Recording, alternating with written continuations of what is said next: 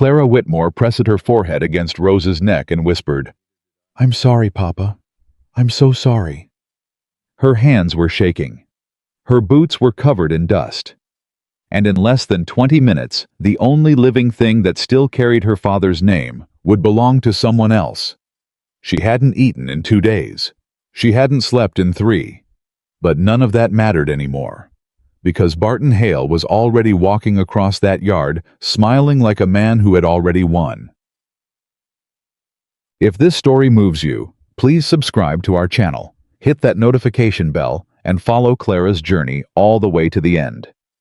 Drop a comment and tell us what city you're watching from. I want to see how far this story has traveled.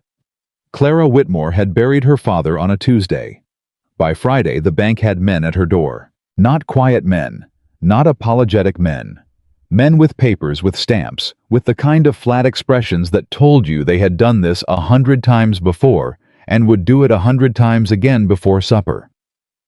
"Miss Whitmore," the tallest one said, holding out a document she hadn't seen before, "we're going to need you to vacate the property by end of month." She had stood there in the doorway of the home her father built with his own hands.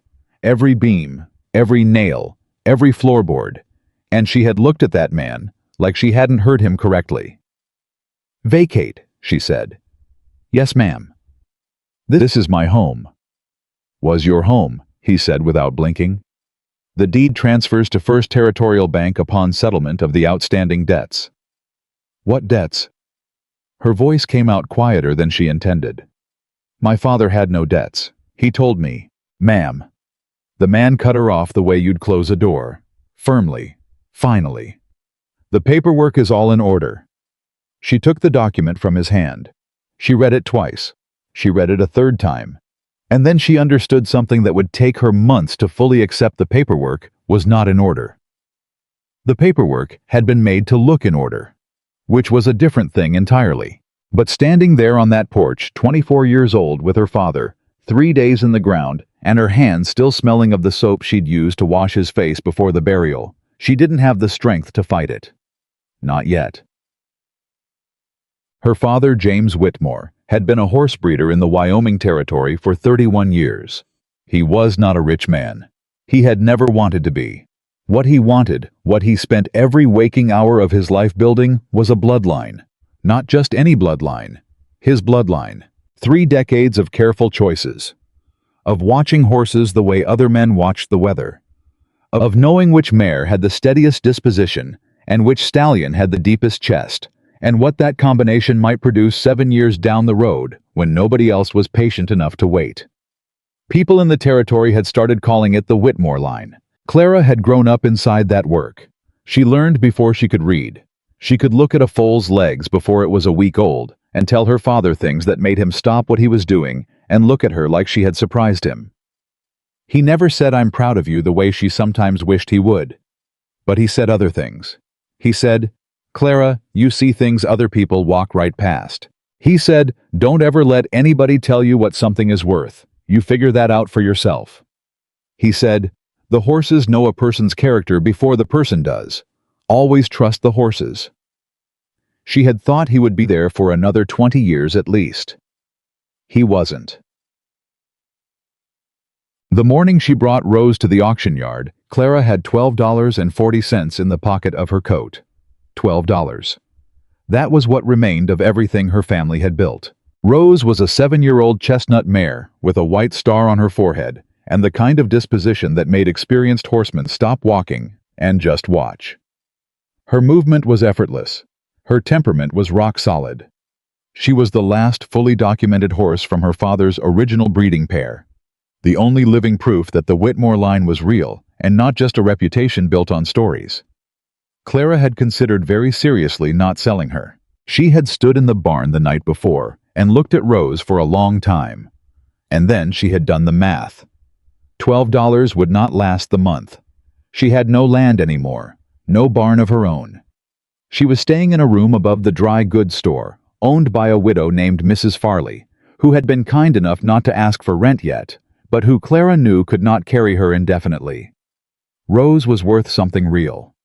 Rose might be worth enough. She told herself that's all this was. A transaction. A hard, necessary thing that her father himself would have understood, even if it would have broken his heart. She walked Rose to the auction yard.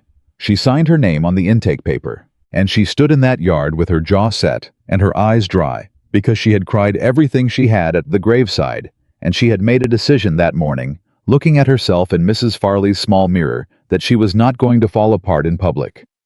Not today. Not in front of these men. The auction yard was loud that morning.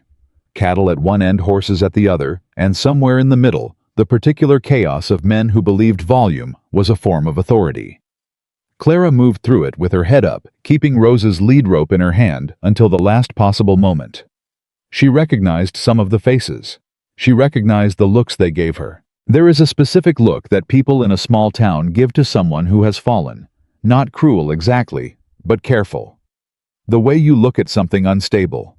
The way you step around a cracked board in a floor. She had been receiving that look for weeks, and she had learned to walk through it the way you walk through cold water. One step. Then the next. She found the auctioneer a heavy-set man named Cord Fletcher, who had worked with her father for years, and she handed him Rose's papers. Cord looked at the papers. He looked at Rose. He looked at Clara. "Miss Whitmore," he said, dropping his voice slightly. "You sure about this? Write it up, Cord." He hesitated one more second, then wrote it up. She heard Barton Hale before she saw him. His laugh was the kind of laugh that expected a room to stop and pay attention to it. Not because it was warm, because it was loud. Barton Hale was 53 years old, thick-shouldered with a mustache he maintained like it was his most valuable possession. He ran the largest cattle operation in the county and had spent the better part of a decade trying to acquire land stock and reputation. The way other men collected debts, patiently, deliberately, with a long memory for opportunity. He had tried to buy Rose twice before. Clara's father had turned him down both times. The second time, according to her father, Barton hadn't argued. He had simply nodded and said, "We'll find another arrangement." Her father had not liked the way he said that. Clara remembered now. She remembered, and she felt the first cold ripple of something she couldn't quite name yet. Barton spotted her across the yard. He smiled and walked toward her with the unhurried confidence of a man who had already decided how the day was going to go. "Clara Whitmore," he said when he was close enough that she could smell the tobacco on his coat. "I heard about your troubles. Real shame about your daddy. He was he was a particular kind of man." "Mr. Hale," she said, "I hope you're not making any rash decisions today." He tilted his head toward Rose. "A horse like that people'll take advantage if they sense you're in a hurry." "I appreciate the concern," Clara said, making it clear in her tone that she did not. "Tell you what," he said, pulling out a folded paper from his vest pocket. "Save yourself the spectacle. I'll give you $75 right now, today. You don't have to stand out here and go through all this." Clara looked at the paper. $75. For a documented breeding mare from the Whitmore line. For a horse that any knowledgeable buyer would pay $300 to $400 for minimum. She looked up at him. "No," she said. Something moved through his eyes. Fast and then gone. "Clara." "No, Mr. Hale, thank you." He folded the paper back up slowly and put it back in his pocket. He was still smiling, but the smile had changed its character in a way that made the hairs on her arms stand up. "Well," he said pleasantly, "I suppose we'll see what the market thinks." He walked away. And somehow in the next 40 minutes, the market stopped thinking Rose was worth much at all. Clara did not understand what was happening at first. She heard fragments. Two men near the fence talking in low voices about how the Whitmore stock had been declining the last couple years. She almost turned around to correct them. That was simply not true. But she was watching Rose being walked for the crowd, and she couldn't make herself leave the fence line. A man she didn't recognize said something to the man next to him about outstanding creditor claims on the horse itself. She turned her head sharply at that one. Creditor claims on the horse. There were no such claims. Rose was hers, free and clear. Her father had made sure of that specifically, because he'd always worried about what would happen to the horses if things went wrong. She looked for Cord Fletcher. He was busy with the cattle end of the auction. She looked around the yard and saw Barton Hale standing with a group of 4 or 5 men buyers from the look of them and talking in a way that looked casual but wasn't, gesturing now and then toward where Rose was being shown. He's working the crowd. The understanding arrived in her chest like a stone dropping into still water. He hadn't accepted her refusal. He had simply changed his approach. When Rose's turn came, Clara stood as close to the ring as she was allowed and watched the opening bids come in low and stay low. $30. $35. She had expected to open at $120 at least. The auctioneer looked at her with an expression she couldn't quite read, and she realized with a sudden sickening clarity that even Cord Fletcher might not be entirely free of Barton's influence. $40. $45. Men who should have known better were either not bidding at all or dropping out after one attempt like they'd made the bid as a formality and had already decided the horse wasn't worth chasing. Clara gripped the fence rail until her knuckles ached. She watched Rose circle the ring, head-up movement clean every quality visible to anyone with eyes, and she felt something she hadn't felt since the night the bankmen came to her door. Complete helplessness, not grief, not anger. Something worse than both. The feeling that the world had decided something about her and about her father and about everything they had worked for and nobody had asked them. $50. The bid slowed. Cord raised his voice and tried to drive them higher, but the crowd had been seeded with doubt, and doubt was like a weed. Once it took root in a group of men, it spread faster than the truth ever could. Clara felt her throat close. "Papa, I'm sorry. I tried. $110. The voice came from the left side of the yard, and it came in quiet, not loud, not dramatic, just certain. Clara turned. She had seen the man before she was almost sure of it, but she hadn't been paying attention to individuals. She'd been watching Barton Hale. The man who had spoken was standing a few feet from the fence with his arms loose at his sides and his hat pulled low enough that she couldn't immediately read his face. He wasn't dressed flashy. He wasn't built to impress a room. But something about the way he stood, the stillness of him, like a man who had decided something and was not interested in being talked out of it, made the yard go slightly quieter. Barton Hale turned. He looked at the man. $120, Barton said. Not to the auctioneer. Directly back, like this was already a conversation between two people and the rest of the yard was just standing around overhearing it. $135, the quiet man said. Clara looked from one to the other. Cord Fletcher, to his credit, recognized that something had shifted and started doing his job properly. $135, do I hear $140? $140, Barton said, and there was an edge in his voice now. Something that hadn't been there when he'd offered Clara $75, like he was doing her a favor. $155, the quiet man said. Who is he? Clara watched him cross his arms over his chest. Weight settled easy, like a man waiting for a train that would arrive when it arrived. Barton looked at his associates. One of them leaned in and said something. Barton's jaw worked slightly. $170, Barton said. A murmur ran through the yard. $190, the quiet man said. Just like that. No hesitation. No pause to signal that the number gave him any trouble at all. Barton Hale's face had changed. The pleasantness had left it entirely. $210, he said. The quiet man looked across the yard at Rose. He looked for a long moment, not at Barton, not at the crowd, just at the horse.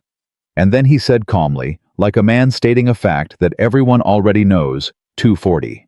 The yard was genuinely quiet now. Not the crowd quiet of something boring happening, but the breath-held quiet of something nobody was quite sure how to process. Clara had stopped gripping the fence rail. She wasn't even sure when that had happened. Barton Hale stood very still for 5 full seconds. She counted them. And then he did something she did not expect. He smiled. Not warmly. Not the smile of a man who was giving up. The smile of a man who was deciding this particular battle wasn't worth fighting today, but who had absolutely not forgotten about the war. Your money, he said to no one in particular, and walked away. Cord Fletcher's voice rang out across the yard. Sold $240 to... He looked at the man. Sorry, sir, I don't have your name in the book. Callahan, the man said. Wyatt Callahan. Cord wrote it down. The yard started moving again. The noise came back. Conversations resumed, and Clara stood at that fence and felt a very strange and specific kind of grief that she hadn't expected. She had wanted Rose to go for a fair price. She had. But she had not fully prepared herself for what it would feel like the moment it actually happened. For the moment, Rose stopped being hers. She breathed through it. One breath slow. Another. And then she heard boots in the dirt behind her, and she turned, and Wyatt Callahan was standing 3 feet away, holding his receipt in one hand, and looking at her the way her father used to look at a horse he was trying to understand. Miss Whitmore, he said. Mr. Callahan, she said. Her voice was level. She was proud of that. That mare, he said, is one of the finest I've ever seen come through this yard. I know, Clara said. He looked at her steadily. Your father breed her. Yes. I thought so. He folded the receipt. I've got a ranch about 12 miles north. I've been trying to improve my breeding program for 3 years and getting exactly nowhere. He paused. I need someone who knows this bloodline. Clara stared at him. I'm offering you a job, Miss Whitmore, not charity. A position. Salary, room and board. You'd manage the breeding program. Another pause. Rose would still be there. She felt something move in her chest that she refused to let reach her face. Why? She said. It wasn't a polite question. It was a real one. He seemed to understand that because he didn't give her a polite answer. Because I watched what just happened in this yard, he said. And I watched you stand at that fence and not fall apart even when every man in here was trying to make sure you had nothing left. He looked at her straight. That tells me more about a person than most things. Clara looked at him for a long moment. Then she looked at Rose being led away toward the holding pen, her white star catching the light. She thought about $12.40. She thought about her father's voice saying, "Don't ever let anybody tell you what something is worth." She thought about Barton Hale's smile as he walked away. That specific smile. The one that said, "This isn't over." When do I start? She said. Wyatt Callahan nodded once like she had confirmed something he already knew. Tomorrow morning, he said. I'll have someone bring a horse around for you at dawn. He touched the brim of his hat and walked toward the holding pen. Clara turned back to face the auction yard. The crowd was already moving on to the next lot. Nobody was looking at her anymore. She stood there alone, and for the first time in a long time, that didn't feel like the worst thing in the world. Because something had shifted. She couldn't name it yet. But it was there in the way the air felt after a storm has passed. Different charged, like the world had rearranged itself slightly and hadn't told anyone yet where everything had landed. She pulled her coat tighter. She had a job. She had $12.40. She had her father's knowledge in her hands and her bones. And somewhere across the yard, Barton Hale was telling himself this story was over. He was wrong. But she would let him believe it for now. She picked up her bag and walked out of that auction yard on her own 2 feet. The same feet she had walked in on. The same feet that would carry her through whatever came next. She didn't look back. Word count 3200 continuation through additional scenes recommended to reach full 5,000 word part 1 target. The room above Mrs. Farley's dry goods store was small enough that Clara could cross it in 5 steps and narrow enough that she could touch both walls if she spread her arms. She had been living in it for 6 weeks. She had never once complained about it because the alternative had been the street, and because Mrs. Farley was a woman who had lost a husband and kept going, and Clara respected that more than she knew how to say. That evening, she sat on the edge of the narrow bed and held the small portrait of her father that she'd managed to take from the ranch before the bankmen came back. It was a photograph really taken 8 years before, when a photographer had come through the territory. Her father had only agreed to sit for it because Clara had asked him twice, and the second time she'd said, "Please, Papa," in a voice that apparently did something to him because he'd put on his good shirt without another word. In the photograph, he was looking slightly off to the side of the camera, the way people did when they weren't quite comfortable holding still. He looked like a man thinking about something important. He almost always was. "I didn't lose her," Clara said to the photograph. "She's still in the territory. She's still—" She stopped. Started again. "I got $240 for her, Papa. I know it's not what she's worth, but I got twice what Hale wanted to pay." She set the photograph on the windowsill.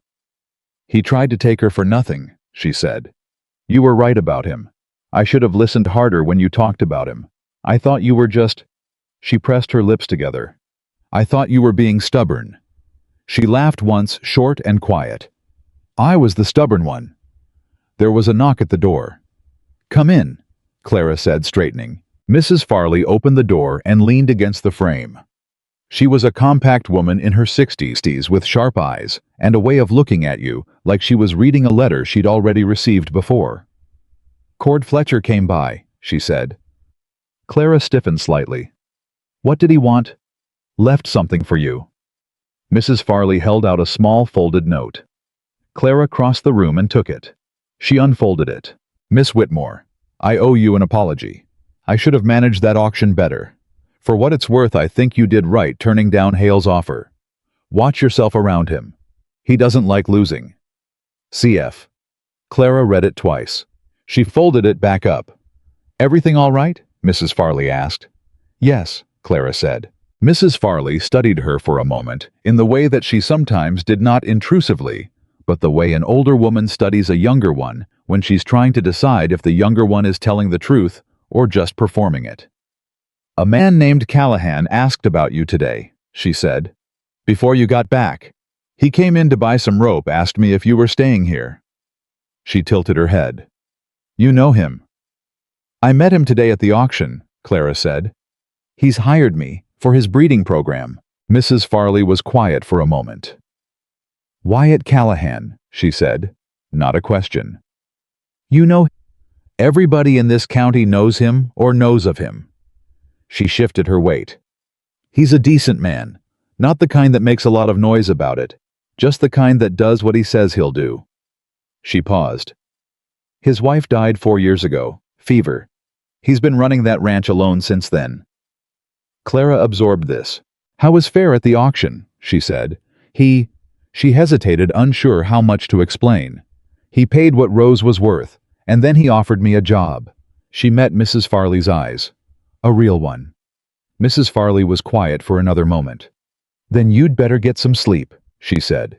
"If you're leaving at dawn." She closed the door softly. Clara sat back down on the edge of the bed. She thought about what Cord Fletcher's note had said. He doesn't like losing. She thought about Barton Hale's smile. She thought about the way he had left that auction yard, not defeated, not embarrassed, but like a man who had made a note to himself and would look at it again later.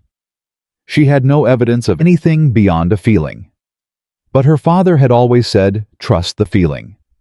The horses trust it. The feeling knows things your head hasn't caught up to yet. She lay back on the narrow bed and stared at the ceiling. She thought about the bank papers, the debts that had appeared after her father's death, the creditors she'd never heard of. The speed of it all, how fast everything had moved, how efficiently it had all happened, like it had been planned in advance. What if it had been? She pressed the thought away. That was a question for another day. Tomorrow she had a job to show up to. Tomorrow she had a ranch to walk into, and workers to face, and a breeding program to assess, and 1,000 practical things that needed doing. The questions about her father could wait. They could wait. She told herself they could wait. She closed her eyes. In the dark, she saw Rose's white star. She saw the way the mare had moved in that ring, unhurried, steady, carrying 30 years of careful work in her bones as casually as she carried her own weight. "I'll see you tomorrow," Clara thought. "You won't even know I'm still yours. But you are. You are." She slept. She was at the edge of town before the sun was fully up, with her bag over one shoulder and the $12.40 still in her coat pocket, and the photograph of her father tucked safely at the bottom of the bag where it wouldn't bend. The horse Callahan had sent was a reliable-looking gray gelding with a steady eye, handled by a young ranch hand who couldn't have been more than 17, who told her his name was Eli, and that Mr. Callahan had said to treat her like she owned the place. Those were his exact words, Clara said. Yes, ma'am, Eli said, looking both proud to have delivered them and slightly uncertain about what they meant. Clara swung up onto the gelding. She pointed north. Then let's go, she said. They rode out of town into the morning light, and Clara didn't look back at Mrs. Farley's store or the auction yard or the road that led toward the land that had once been her father's. She looked ahead. The Wyoming Territory stretched out in every direction, enormous and indifferent and full of everything. Somewhere behind her, Barton Hale was waking up. Somewhere ahead, a ranch waited that she hadn't seen yet. And underneath all of it, beneath the grief and the anger and the exhaustion and the cautious, careful beginning of something she wasn't ready to name. Her father's voice, steady and certain, saying the same thing. It always said, "A person's true worth cannot be auctioned away. Not ever." She rode north. The Callahan ranch was nothing like she had imagined. Not better, not worse, just different. Clara had spent the 12-mile ride north building a picture in her mind unconsciously, the way you do when you're nervous and your brain needs something to do with itself. She'd imagined something orderly, controlled. A man like Wyatt Callahan, who had stood in that auction yard with the stillness of a man who had thought everything through, would run an orderly operation. What she found instead was a ranch that worked hard but hadn't been properly organized in a long time. She could see it in the first 10 minutes, not in any single dramatic way. In the small things. The way the horses were grouped in their paddocks by size rather than temperament, which was the wrong system entirely.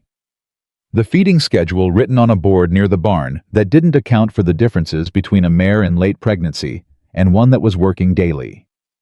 A young stallion in a pen that was too close to the mares, creating exactly the kind of low-grade stress that ruined a breeding season quietly over weeks before anyone could point to a single obvious cause. Eli had brought her around the main paddock and then disappeared to find Mr. Callahan, and Clara had stood alone near the fence and just looked. She looked the way her father had taught her to look without deciding anything yet, without an agenda, just watching, listening, letting the place tell her what it wanted to tell her. What it told her was that there was real potential here. Good stock, strong bones animals that had been fed well and handled without cruelty. But the program had no direction. It was drifting, like a wagon with good horses and no hand on the reins. She was still looking when she heard boots behind her. "You're earlier than I expected," Wyatt Callahan said. She turned. He looked the same as he had at the auction, unhurried, hat low. The kind of quiet that wasn't unfriendly, but wasn't warm either. Not yet. "I don't sleep late," she said. "I can see that." He came to stand beside her at the fence. He looked at his horses the way she had been looking at them, though she suspected he was watching her watch them as much as anything else. "Well, your stallion in the east pen needs to be moved," she said. "He's stressing the mares. You won't see it in their behavior yet, but you'll see it in your conception rates by spring." A pause. "Tom put him there last month," Wyatt said. "Said it was the only pen with enough room." "Then Tom needs a different solution," Clara said. "Because that one's costing you." Another pause. Longer this time. "All right," he said. "Just that. No argument. No defense of Tom, whoever Tom was. Just all right." Clara hadn't expected that, and the surprise of it loosened something slightly in her chest. "I'll want to go through all your records," she said. "Every breeding record you have going back as far as you've got. And I'll want to look at every animal individually." "That'll take days." "Yes," she said. "It will." He looked at her for a moment, and she thought she saw something that might have been satisfaction, though she wasn't entirely sure. "I'll have Eli show you to the room we've set up," he said. "Breakfast was an hour ago, but there's still food in the kitchen. Maria will find you something." "I'll look at the horses first," Clara said. "Breakfast can wait." Wyatt Callahan looked at her one more moment. Then he almost smiled. Not quite, but almost. "Eli," he called. By mid-morning, Clara had made her way through every paddock on the property. She had a small leather notebook that had been her father's, one of the few things she'd kept, and she filled 3 pages with observations. Not complaints, not criticisms, just facts set down plain the way her father had taught her. A diagnosis is only useful if it's honest. That was one of his. She had 100 of his sayings, and she hadn't realized how many she'd memorized until she started reaching for them. The ranch hands watched her from a careful distance. She was aware of it.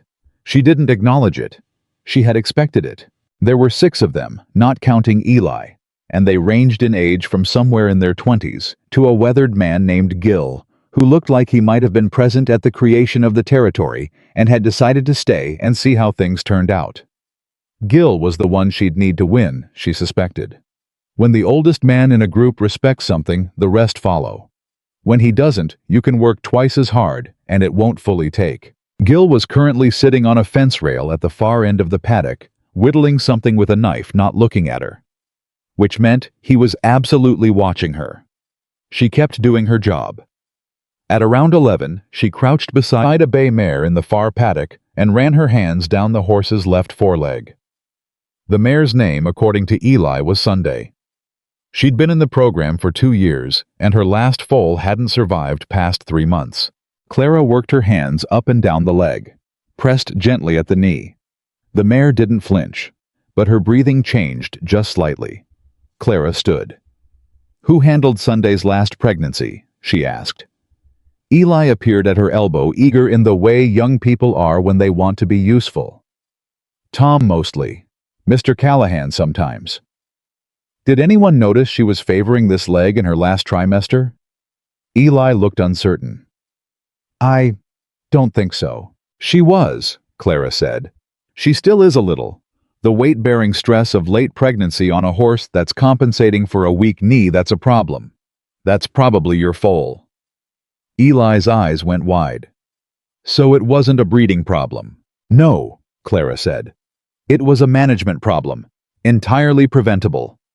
She looked at Sunday, who was watching her now with the frank, direct gaze of a horse that had decided this particular human was paying the right kind of attention. "She can have a healthy foal. We just need to do it right this time." "Huh," said a voice behind her. She turned. Gil was standing 4 feet away, knife folded and pocketed, arms crossed. He had moved without making a sound that she'd noticed, which was impressive for a man his size. He was looking at Sunday's leg. "Tom said it was bad blood," he said. "Said the mare just wasn't a good producer." "Tom was wrong," Clara said. Gil looked at her. His expression was unreadable. "You're James Whitmore's daughter," he said. Not a question. "Yes." I was quiet for a moment that felt longer than it probably was. "Your daddy looked at one of my horses once," he said, "years back before I came to work for Callahan. I had a gelding that 3 different men told me was too old to be worth anything. Your daddy spent about 5 minutes with him and told me the horse had another 6 good years in him if I changed his feed and stopped working him on rocky ground." He paused. "Horse lived 8 more years." Clara waited. "All right," Gil said, almost exactly the way Wyatt had said it. "What do you need from me?" And just like that, the room or the paddock changed. By the end of the first week, Clara had reorganized the paddock assignments, revised the feeding schedule, and written a full assessment of every horse in the breeding program, with specific recommendations for each one. She had also discovered that the ranch's record-keeping was a disaster, not through carelessness. She could see that someone had tried consistently to document things. But the records were scattered across 3 different notebooks, 2 ledgers, and what appeared to be a collection of loose papers shoved into a wooden box with no apparent system. She asked Wyatt about it on a Thursday evening when she found him in the barn doing his own late-night check of the animals, a habit she had recognized because her father had had it too. "The records," she said without preamble. He looked up from the water trough he was checking. "What about them?" "They're everywhere. I need to consolidate them. And I need to go back further than what you have. I need to trace which animals in your current program share bloodlines. Because right now, you've got 2 of your mares that are more closely related than you realize. And if you breed them to the same stallion you're planning on using, you're going to compound some problems instead of breeding them out." He was quiet for a moment. How closely related? Close enough to matter. He leaned against the stall frame. How did you catch that? The records eventually. But I saw it in the animals first. She looked down the barn row. The way they move, the shape of the head. There are patterns that show up if you know what you're looking for. He studied her for a moment. Your father teach you that? Yes. He teach you everything. He tried to, she said. I didn't always listen as well as I should have. Something in Wyatt's expression shifted at that. Just slightly. The way a face moves when something has landed that it recognizes. Consolidate the records, he said. Whatever you need. She started to turn back toward the barn door. Clara, he said. She turned back. It was the first time he'd used her first name, and it landed with a small specific weight. The men, he said. I know it wasn't easy the first few days. It's fine, she said. It wasn't, but you handled it well. He paused. Gil told me what you found with Sunday. Gil doesn't say much, but when he does. He said enough, Clara said. He said all right, that's enough. Wyatt looked at her with an expression she couldn't fully read. Not quite amusement. Not quite respect. Something in between, or something that contained both. Get some rest, he said. You're up before everyone else every day. Someone has to be, she said, and went to bed. John. Rose arrived at the ranch on a Friday. Wyatt hadn't told Clara he was bringing her. She had assumed because it was his horse now legally, and because she had been trying very hard not to think about the fact that Rose was boarded in town, and not here that the mare would be integrated into the herd when Wyatt decided the timing was right. She was in the barn, checking on Sunday's leg, when she heard Eli's voice outside, pitched with the particular excitement of a 17-year-old who knows he's the first one to see something. She's here, Mr. Callahan brought. Clara was out of the barn before Eli finished the sentence. Rose was being led into the yard, and the moment the mare caught Clara's scent, she lifted her head ears forward and made a sound that Clara had known her whole life, that low specific rumble in the chest that Rose made, and no other horse she had ever known, made the sound that her father used to say, meant I see you. Clara stopped walking. She hadn't expected this. She had thought she was prepared for it, but she wasn't. Rose was straining at the lead, slightly pulling toward Clara, and the ranch hand holding her looked uncertain, and Clara crossed the yard and put both hands on Rose's neck and pressed her forehead against the mare's face and just breathed. She didn't make a sound, but her shoulders shook once, and she was glad her back was to the men. Rose stood perfectly still. After a moment, Clara straightened.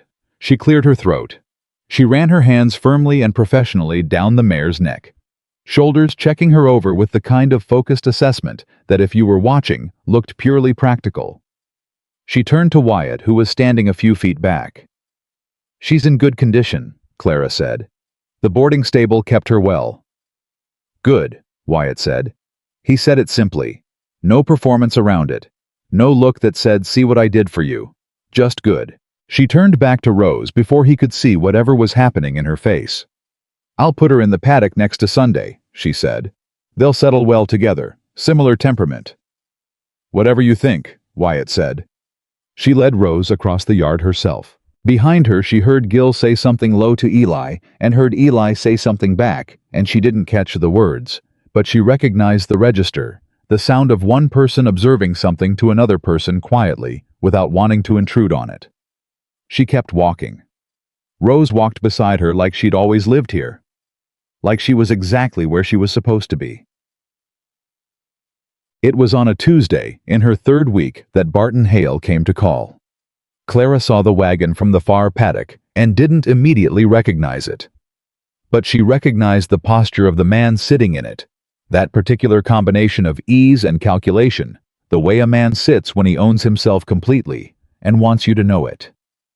She walked to the fence line and watched him climb down and shake Wyatt's hand with the automatic warmth of a man who had long ago turned charm into a tool. She stayed where she was. Wyatt glanced toward her across the yard, brief, almost imperceptible, and then turned back to Barton. She couldn't hear the conversation from where she stood, but she watched it. She watched Barton's gestures, expansive, friendly, the hands of a man presenting himself as having no agenda whatsoever. She watched the way he turned at one point and looked directly across the yard at her, and smiled and lifted a hand in a small wave as if they were simply neighbors exchanging pleasantries. She didn't wave back. She held the fence rail and watched him the way her father had taught her to watch a horse she didn't trust. Yet, not confrontationally, not turning away, just keeping her eyes on it, steadily, calmly, letting it know she saw exactly what it was. The conversation lasted about 15 minutes. When it was done, Barton climbed back into his wagon, made a slow, easy turn, and drove out of the yard. Clara was at Wyatt's side before the wagon had cleared the gate. "What did he want?" she said. Wyatt watched the wagon go. Said he was passing through. Wanted to compliment me on the rose purchase. Said she was a fine animal. "Barton Hale doesn't pass through," Clara said. "And he doesn't compliment people on things he wanted for himself." Wyatt looked at her. "He said something else," he said. It wasn't quite a statement. It was almost a question testing whether she was ready to hear it. "Tell me," she said. "He said he'd heard I was running into some issues with the breeding program. Said he has contacts with a stock operation in Colorado that might be able to supply some animals at a good price." Wyatt paused. "Said he could facilitate the connection, as a neighborly gesture." Clara felt something cold move through her. "He wants access to the program," she said. "He wants to know what we're working with and where the weaknesses are." Wyatt looked at her steadily. "That was my read too. What did you tell him?" "That I appreciated the offer, and that my program manager would be handling all future acquisition discussions." He paused. "I used your name." Clara processed this. "What did he say?" "He said..." Wyatt chose the word carefully. "He said he was sure you were doing very well given your situation." Given your situation. 3 words, chosen precisely. Designed to remind everyone in earshot that Clara was a woman who had lost everything and was working for someone else's ranch, and that this should be factored into how seriously anyone took her. She breathed slowly through her nose. "Good," she said. Wyatt looked at her. "Good. He's showing his hand," she said. "He wants to know he rattled me. The fact that he came here at all..." She stopped. Thought about how to say it. "He didn't come here to offer you a business contact. He came here to look." She met Wyatt's eyes. "He's looking for something." "What?" "I don't know yet," she said. "But whatever it is, it has to do with Rose, and with my father." The words landed between them with a weight that hadn't been there before. Wyatt looked at her for a long moment. "After supper," he said, "come to the office. I want to show you something." The office was at the back of the house, small and practical, with a desk that had clearly been used hard for a long time. Wyatt had papers spread across it when she came in. Not the ranch's breeding records, but something else. Legal documents. Correspondence. He had been gathering them before he bought Rose, she realized. Before he ever walked into that auction yard. "My lawyer sent me some things last year," Wyatt said, standing at the desk. "When I was looking at expanding the breeding program. Part of that research was understanding the regional market, which bloodlines were dominant, which were declining, who owned what." He picked up a page. "The Whitmore name came up. Not because of your father's reputation, though that was there. Because of something else."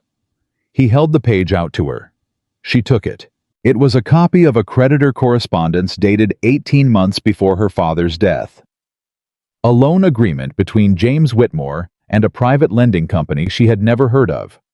For an amount that made no sense. Her father had no reason to borrow that kind of money. The ranch had been running well. She had been there. She would have known. "This isn't real," she said, quietly but firmly. "I don't think it is either," Wyatt said. "My lawyer couldn't verify the lending company. The address on the correspondence doesn't match any registered business in the territory." Clara looked up from the page.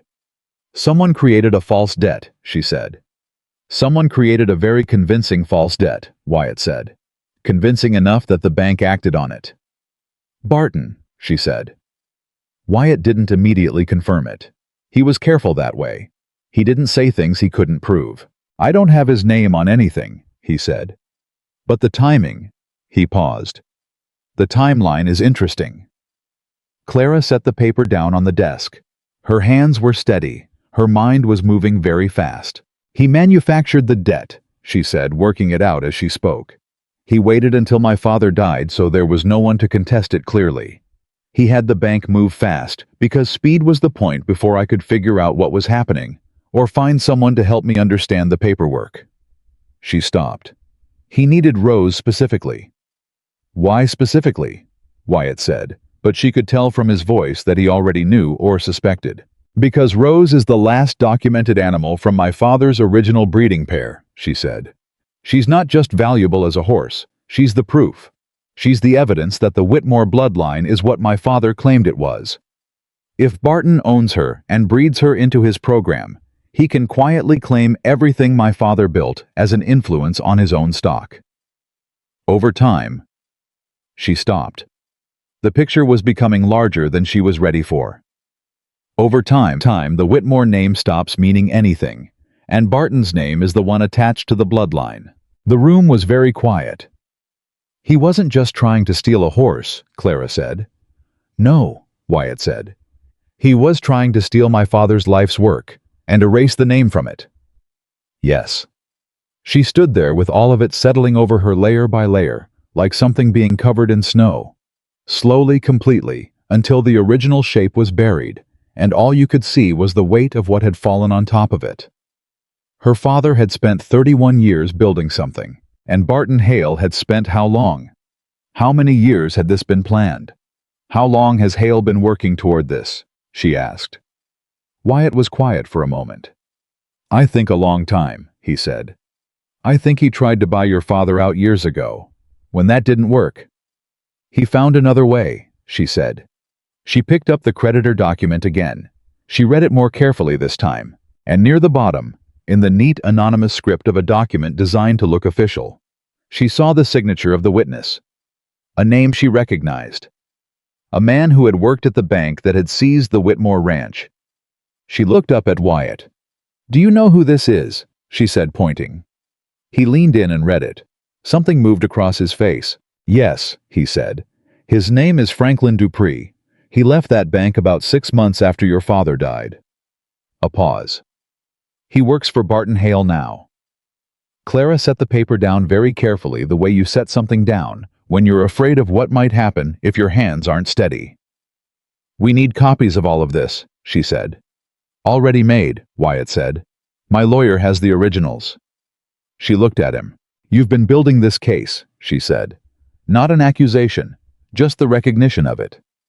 I've been looking at it, he said carefully. I didn't know how far it went. I didn't know about the breeding angle specifically until... He stopped. Until you saw Rose at the auction, Clara said.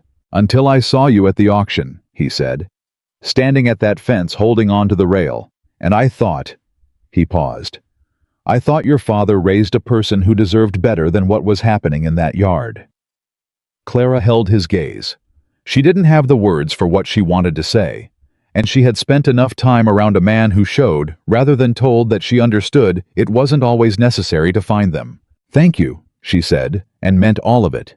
The auction, the job, the records, the room, the fact that Rose was in the paddock next to Sunday, instead of in Barton Hale's barn, having her bloodline quietly absorbed and renamed.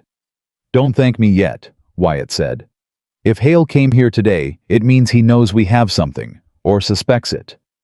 He looked at the papers on his desk. He's going to move faster now. Clara nodded. Then we move faster, she said. She was already thinking about what came next. She was already planning. Somewhere in the Barton Hale was doing the same thing. But there was one difference. He thought he was chasing a grieving girl with nothing left to lose. He didn't know yet that he was running toward a woman who had already lost everything once and had come out the other side of it still standing, still thinking, still fighting. He didn't know that yet. He would. The next morning, Clara was at the desk in Wyatt's office before sunrise. She hadn't slept much. Maybe 3 hours broken into pieces with the kind of half-awake thinking in between that isn't really rest and isn't really planning, but is somewhere in the middle. the mind running over the same ground again and again, looking for the thing it missed. She had found it at around 4 in the morning. She had sat up straight in the dark and said out loud to no one, the second ledger. Her father had kept 2 ledgers. Everyone who knew him knew about the main one, the official record, the one he showed to buyers and bankers and anyone who asked to see the books. Clean, detailed, meticulous. But there was a second ledger. Smaller. Personal. He had kept it for himself, not for anyone else, and it recorded things the official ledger didn't. His private assessments of animals, his notes on bloodline decisions he was considering, and occasionally in the back pages, things that weren't about horses at all. She hadn't found it when the bank came. She had assumed it had been taken with everything else. But sitting in the dark at 4 in the morning, she had remembered something. She had remembered a specific afternoon about 3 months before her father died, when she had walked into the barn and found him crouching near the back wall, doing something with one of the loose boards near the floor. He had straightened quickly when she came in and said something about checking for rot, and she had believed him because she'd had no reason not to. She believed him because she trusted him. She trusted him because he had never given her a reason not to. But now, sitting in Wyatt's office in the pre-dawn quiet with a creditor document in front of her that bore a false signature and the name of a man who now worked for Barton Hale. She thought about that afternoon in the barn with entirely different eyes. He hadn't been checking for rot. He had been hiding something. She had the document spread in front of her and was making her own notes in the margins. Careful, precise, the way he had taught her when she heard the floorboards in the hall, and Wyatt appeared in the doorway with 2 mugs of coffee, looking unsurprised to find her there. He set one mug on the desk beside her without comment. He sat in the chair across from the desk.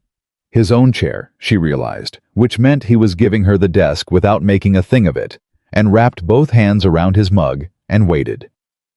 She told him about the second ledger. He listened, the way he always listened, fully, without interrupting, without the restless energy of a person preparing their response while you were still talking. When she finished, he was quiet for a moment. "You think it's still at the ranch," he said. "I think it's still in the barn," she said, "specifically in the back wall. Was a board near the floor on the west side, maybe 4 feet from the corner. Loose. He was always going to fix it and never did." "The bank took possession of the ranch," Wyatt said.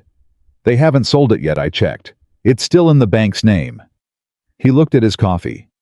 "Which means technically going there is trespassing." "Yes," Clara said. "Which means if we're going to do it, we need to do it quietly, and we need to do it soon, before Hale finds a way to move on the property." "Yes," she said again. He looked up at her. "You've already decided you're going." "I decided at 4 this morning," she said. He nodded once. "Tonight then, after dark." He stood. "Don't go alone." "I wasn't going to," she said. Which wasn't entirely true. She had in fact been planning to go alone, but she was honest enough with herself to recognize that this was one of those moments where accepting help was smarter than insisting on doing everything yourself. Her father had been bad at that. She was trying not to inherit that particular quality. The ranch hands noticed something was different that day. Clara couldn't help it. She was moving through her regular tasks, the feeding check, the assessment of a young gelding that had been favoring his right shoulder. But she was doing them with a tighter energy than usual, and Gil, who missed very little, caught it by mid-morning. He fell into step beside her on her way from the east paddock. "You're thinking loud today," he said. "Am I?" she said. Not a question. "Yep, usually I can't tell what you're chewing on. Today I can." He walked with her in silence for a few steps. "Hale coming by yesterday, do something." She looked at him. In 3 weeks, she had come to understand that Gil was a man who had earned his silence honestly through decades of watching people make bad decisions and learning that most of the time pointing it out didn't help. But what she had also come to understand was that his silence was not indifference. He watched. He calculated. He simply chose his words the way a man on a budget chose his spending, carefully and only on things that were worth it. "What do you know about Barton Hale?" she said. He was quiet for a moment. "More than I'd like," he said. She stopped walking. He stopped too. "Tell me," she said. He looked out across the paddock. "About 8 years back," he said, "there was a man named Porter who ran a sheep operation about 30 miles south of here. Good operation. Family land, 3 generations." He paused. Hale wanted it. Porter said no. About a year later, Porter had debt he swore he'd never taken on. Bank moved fast. Hale bought the land at a fraction of its value. He looked at her. Porter moved his family to Colorado, never came back. Clara felt the blood move differently through her body. "Did anyone investigate?" she said. "What was there to investigate?" Gil said. "The paperwork was in order." He said it the way she had heard it said to herself, with the dead-eyed finality of a door closing. "The paperwork was made to look in order," she said quietly. Gil looked at her steadily. "Yeah," he said. "I expect it was." She started walking again. "Stay close today," she said. "Don't let anyone in the paddocks who doesn't belong here." He didn't ask why. "Yes, ma'am," he said, and turned back. That afternoon a rider came. Clara saw him from the barn, a young man she didn't recognize riding in fast, pulling up sharp in the yard and asking for Mr. Callahan. Wyatt came out and took the envelope the man offered, and the rider turned around and left the same way he came. Wyatt read the letter standing in the yard. His face didn't change much, but his jaw tightened once, and that was enough. He folded the letter and walked straight to the barn. Hale's lawyer sent note. He's filing a claim that Rose was included in the outstanding debt on the Whitmore estate at the time of auction. He says the sale was improperly conducted, and he's seeking to have it voided. Clara's world tilted slightly, and then steadied. "He can't do that," she said. "Rose was never part of the estate debts. My father specifically." "I know," Wyatt said. "My lawyer will say the same thing. But a legal challenge means time. It means hearings. It means someone has to respond, file counter documents, appear before a judge." He looked at her directly. "And while all that's happening, Hale's lawyer can file for a hold on Rose's movement and breeding." She understood immediately. "He doesn't expect to win," she said. "No," Wyatt said. "He expects to freeze us." She pressed her hand flat against the barn wall and thought, if Hale got a hold placed on Rose, the breeding program stopped. If the breeding program stopped, Wyatt's investment in the season was gone. If that pressure sat long enough, legal costs mounting season, lost investors impatient, it created the conditions for compromise, for settlement, for someone accepting less than they were owed because they were tired and it was costing too much to keep fighting. That was the move. Not a frontal assault, a slow strangling. "He's done this before," she said.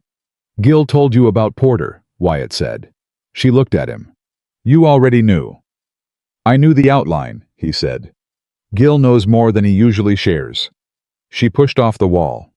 "We need that ledger tonight," she said. "Whatever's in it, we need it before Hale's lawyer can take any further steps." "Agreed," Wyatt said. "And we need to find Franklin Dupree," she said. Wyatt looked at her with the careful expression of a man weighing something. "Why Dupree specifically?" he said. "Because Dupree signed the witness line on a fraudulent document," she said. "He's the link between the false debt and the bank, and now he works for Hale, which means he knows what Hale knows, and he knows what he did." She met Wyatt's eyes. "And a man who did what he did for money will talk about it for enough of the right kind of pressure." Wyatt was quiet. "You've thought about this a lot in one day," he said. "I've thought about it since my father's funeral," she said. "I just didn't have all the pieces yet." They left for the ranch at 9 that night. Wyatt, Clara, and Gil, who had appeared at the barn door at 8:30 with a lantern and his coat on, and said, "I'm coming," in a tone that did not invite discussion. The ride took 40 minutes. Clara had not been back to the property since the day she left it. She had told herself this was practical, there was nothing there for her. The bank had everything. There was no useful reason to return, and several painful ones. She had told herself this so many times and so firmly that she had almost stopped knowing she was telling herself something. But riding up the familiar track in the dark, she felt it. She felt it in her chest and in her hands, and in the specific way her throat tightened, and she breathed through it steadily and kept her eyes forward and did not slow her horse. "You all right?" Wyatt said beside her. "Yes," she said. He didn't push it.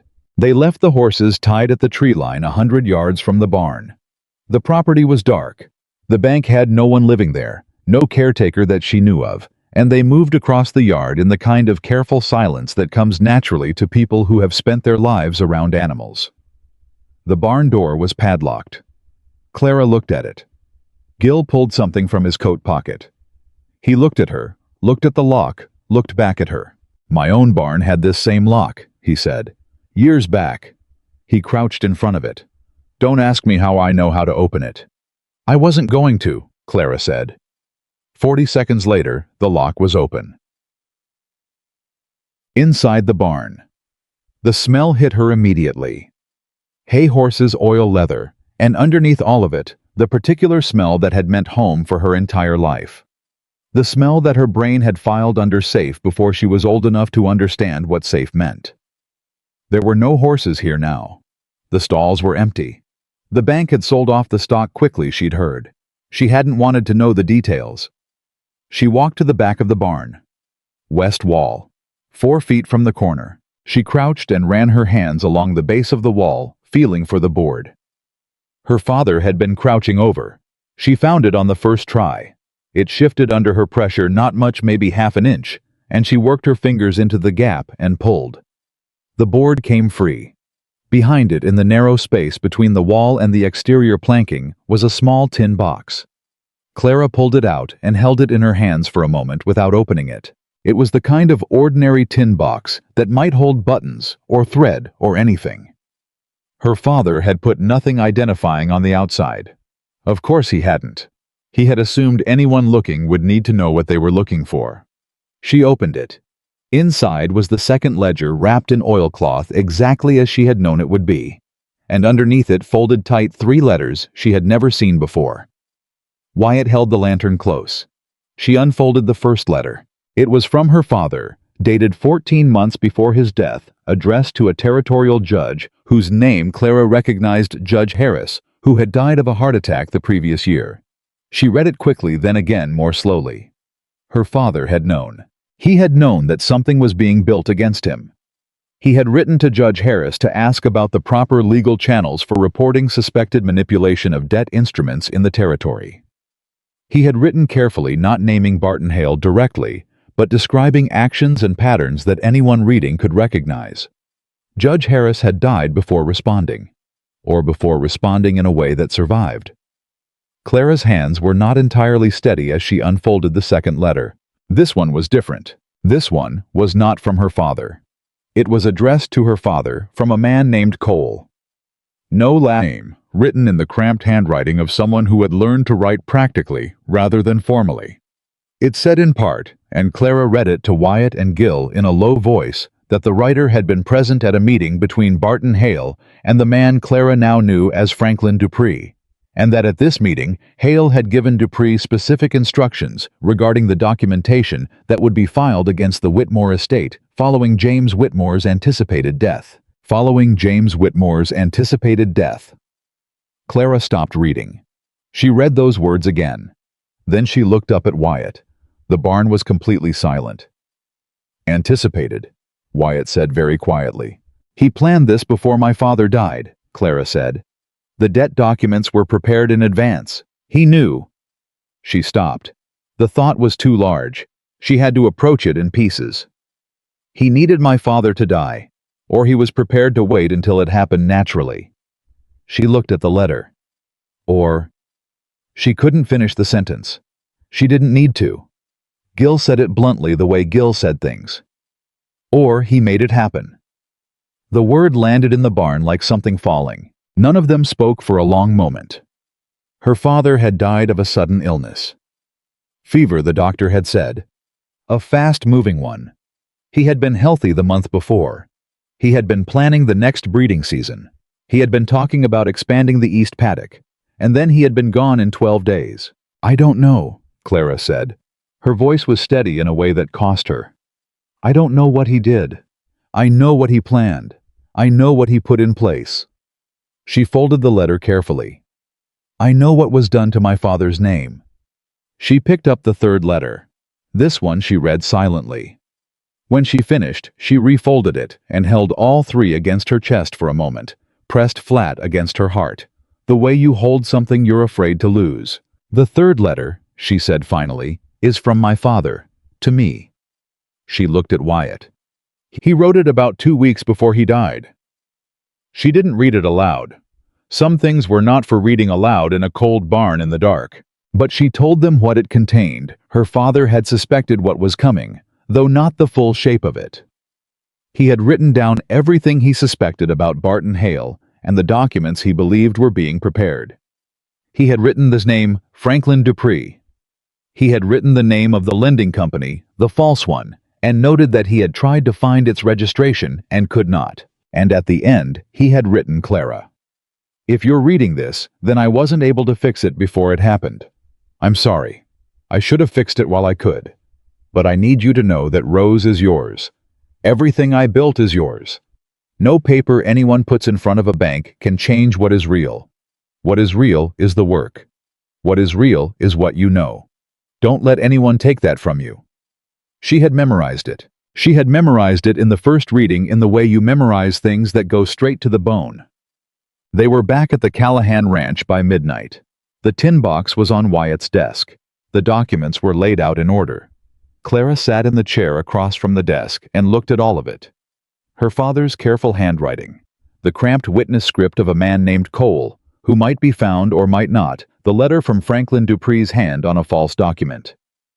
"We need a lawyer," Wyatt said. "You have one," Clara said. "I have a lawyer who handles land and contract disputes. This is..." He looked at the papers. "This is bigger than that." "Then we find a bigger lawyer," Clara said. "That takes money," he said. Not to discourage her, just the fact of it. "I know," she said. "I have $240.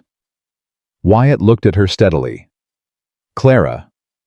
"It was for Rose," she said. "And this is for Rose.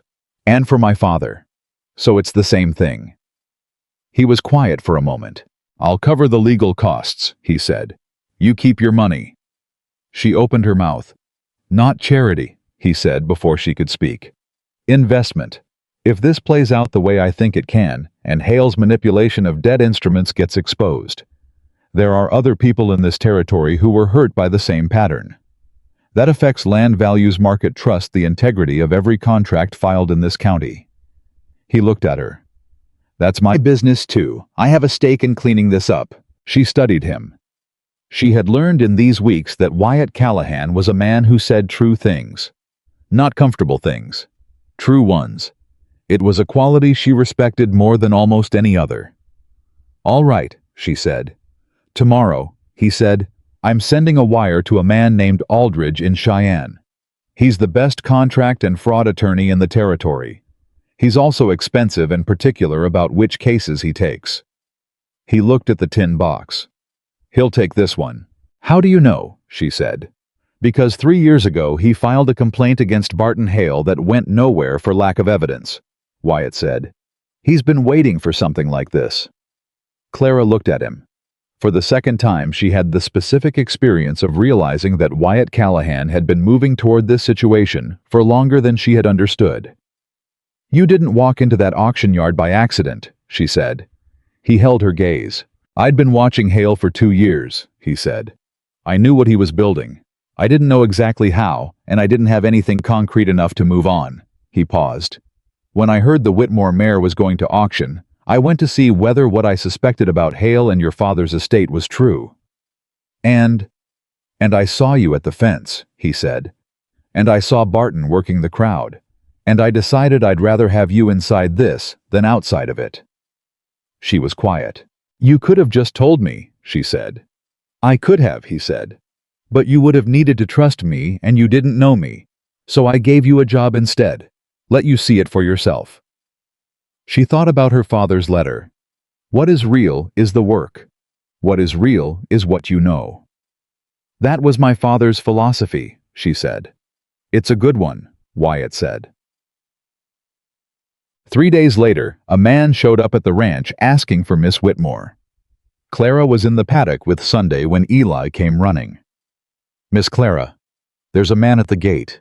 Says his name is Cole. Says you don't know him but your father did. She was already moving before Eli finished. The man at the gate was small and weathered late 50s, with the look of someone who had been on the road for a while and was not sure of his reception.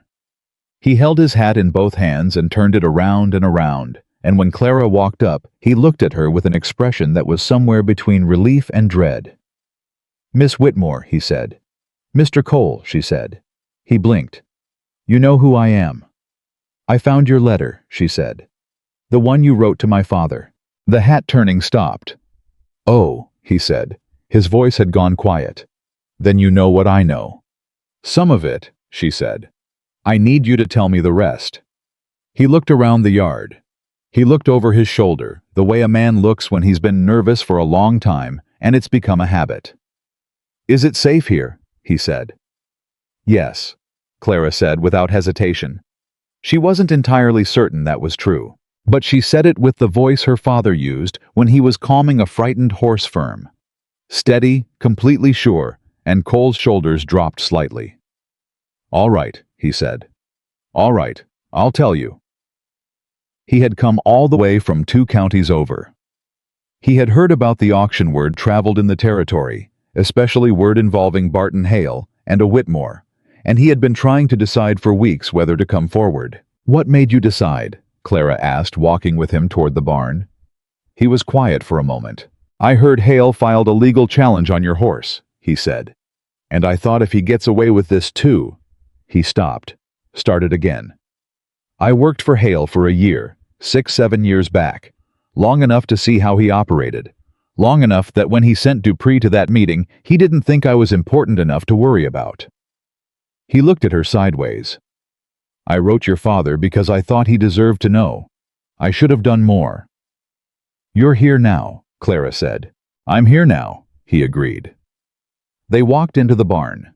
She brought him to the desk she'd set up. She'd moved it out of Wyatt's office and into the barn 2 days ago, closer to where she spent most of her time, and she laid out the documents and she asked him to tell her exactly what he had witnessed. Cole talked for 2 hours. By the end of it, Clara had filled 6 pages of her father's second ledger, the blank pages in the back, the ones her father had never gotten to use, with everything Cole said. Dates, names, specific conversations, the exact instructions Hale had given Dupree, the name of the clerk at the lending company who had processed the false documentation, the name of a second man still in the county who had been present at a different meeting. When Cole finished, he looked at the pages she'd filled. "Is that enough?" he said. Clara looked at everything laid out in front of her. Her father's letter, the false creditor document, Cole's testimony, the witness name on the signature line, the 2 years of information Wyatt had been collecting, the attorney in Cheyenne who had tried once before and failed. She thought about Barton Hale walking across the auction yard with his smile already set, already certain. She thought about standing at that fence, gripping the rail, watching everything her family had built being sold away for $50. She thought about Rose's white star in the morning light, the sound she made that meant, "I see you." She looked at Cole. "It's a start," she said. And then she started writing. Attorney Aldridge arrived on a Wednesday. Clara had imagined someone imposing. Someone who filled a room with the specific gravity of a man accustomed to being the most important person in it. She had imagined silver hair and a strong handshake, and the kind of quiet confidence that announced itself before the man did. What she got was a thin, sharp-eyed man in his late 40s who climbed off the stagecoach looking like he hadn't slept in 2 days, shook Wyatt's hand, briefly, looked at Clara for exactly 3 seconds with the focused attention of a man cataloging everything he needed to know, and said, "Let me see the documents before we talk about anything else." He read for 4 hours straight. Clara and Wyatt sat across from him in the office and waited. Wyatt drank coffee. Clara didn't touch hers. She watched Aldridge's face the way she watched horses she wasn't sure about yet, looking for the small signals that tells the things the face did before the mouth decided what to say. Aldridge's face did very little. That was either good or bad, and she couldn't tell which. At the end of the 4th hour, he set the last page down. He looked at Clara. "Your father tried to bring this to Judge Harris," he said. "Yes," she said. "Harris died before anything came of it." Harris didn't die, Aldridge said. The room went completely still. I beg your pardon, Wyatt said. Aldridge looked at them both. His expression was the expression of a man delivering a fact, not a theory. Judge Harris is alive. He retired to his sister's home in Nebraska 2 years ago. The story that circulated here, heart attack buried in the fall, was a story. He let that land. I know because I've been trying to locate him for 18 months.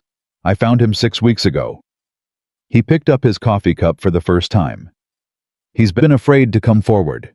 He received threats, specific ones, involving his sister. He paused. But he's been keeping records of everything. Everything Hale's people said to him, every threat, every message. He kept it all. Clara gripped both armrests of her chair. Harris is alive, she said. Harris is alive. Aldridge confirmed. And between his records, your father's letters, Cole's testimony, the Dupree signature, and the documentation, Callahan has been accumulating for 2 years. He set down the cup. We have a case. The word dropped into the room like a stone into still water, and Clara felt the ripples of it move through her chest in a way she hadn't felt since she was a child, and her father had said something that made the world make sense again. What kind of case? Wyatt said. Fraud, document falsification, witness intimidation, potentially. Aldridge paused, choosing the next word with the care of a man who understood the weight of it. Criminal coercion. If we can establish that the timeline of your father's illness and the preparation of those documents is what it appears to be. He looked at Clara steadily. That last part is harder, but the rest is there. Clara breathed slowly through her nose. What happens to Hale? She said. If we can bring this before the territorial court with everything we have, and with Harris as a witness, Hale faces criminal charges. His assets are subject to review. Every fraudulent acquisition he's made in this territory, including the Whitmore property, is subject to reversal. Aldridge looked at his notes. And the challenge he filed on the mayor gets thrown out before it's heard. How long? Wyatt said. 3 weeks to file. Hearing within 60 days if we move fast and don't let his lawyers bury it in delays. Aldridge looked up. He'll try to delay. That's his first move when cornered. Slow it down. Raise the costs. Wait for the other side to run out of money, or will. He'll find out we're filing, Clara said. Within a day, Aldridge said flatly. Probably less. He has people in the courthouse. Then we need to move before he can respond, she said. That's exactly right, Aldridge said. Which is why I need everything documented, witnessed, and signed before I leave this ranch. He looked at Wyatt. I'll need a room. You have one, Wyatt said. Aldridge nodded and picked up the first document again. Clara stood. Her legs felt strange, not weak, but charged, like something had been running through them without her knowledge, and had only now made itself known. She put her hand on the desk to steady herself, but just for a second. Just long enough. There's something else, she said. Aldridge looked up. Franklin Dupree, she said. He signed the witness line. He processed the false documentation through the bank. He's the link between Hale and the papers. She looked at Aldridge directly. If he knows we're about to file, he disappears. Hale makes sure of it. Aldridge was quiet for a moment. You're right, he said. Can you move on him first before anything else is filed? Aldridge looked at her with the focused attention he'd given her in the first 3 seconds, but now it lasted longer. He was reassessing something. She could see it. Where is he? He said. Barton Hale's ranch, she said. About 18 miles east. Aldridge set down his pen. I'm going to need you to trust me on the sequencing, he said. Because if we move on Dupree incorrectly, we spook him, and he's gone before we can compel his testimony.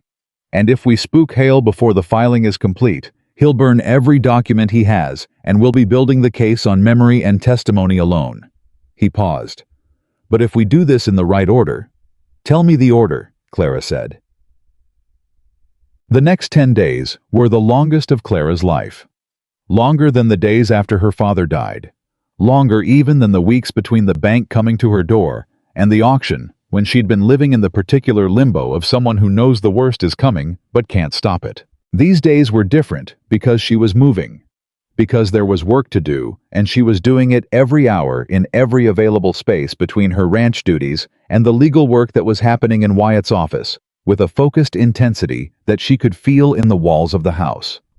Aldridge worked like a man who had been waiting for exactly this case for years, which she understood now he had been. He sent wires every morning, received responses by afternoon.